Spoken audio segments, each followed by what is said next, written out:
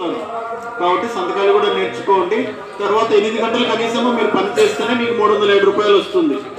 మీరు అట్లా పోయి ఇట్లా వచ్చేసిన అనుకో మరి ఇబ్బంది అవుతుంది. తర్వాత మనకు మీరు ఇక్కడనేమో 286 మంది పనిచేశారు, కానీ కేవలం 18 మంది మాత్రమే 100 రోజులు పూర్తి చేసుకున్నారు.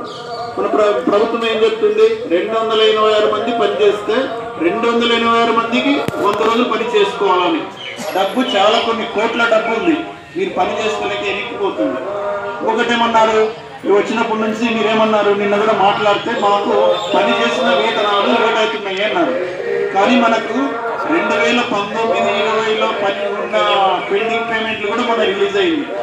మీరు టీవీలలో పేపర్లో చూస్తారో లేదో. అంటే డబ్బు ఎక్కడ డిలే కాదు. ఒకవేళ ఒక వారం అయినా కానీ డైరెక్ట్ మీ అకౌంట్లోనే పడుతుంది. ఒకేసారి పని చేసి ఒకేసారి 1000 రూపాయలు అయిపోకుండా మీరు ఎంత అవసరం ఉంటే అంత.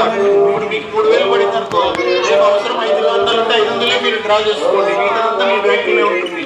ఎటువంటి అపోహలకు తాగులేదు, మీ డబ్బులు రావడానికి ఏం లేదు, డబ్బులన్నీ మీ అకౌంట్లో పడతాయి, త్వరగా పడుతుంది. ఇంకొకటి ఎందుకంటే ఈ కార్యక్రమం ఎవరన్నా మీరు మాట్లాడచ్చు, మీ పేరు చెప్పి అంటే ఉపాధి హామీలో మంచిగా ఉందా లేదా, ఇది గవర్నమెంట్ దృష్టికి పోతుంది. గతంలో ఏమవుతుందంటే చెప్తే రాసిస్తేనే వాళ్ళకి పోతుంటారు, ఇప్పుడు అట్లా కాదు.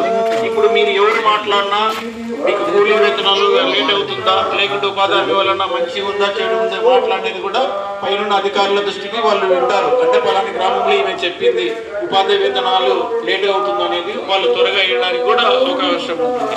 కాబట్టి మరి మనము అమ్మ ఒక చిన్న ర్యాలీ చేస్తాము, వినండి అమ్మ, ఒక ర్యాలీ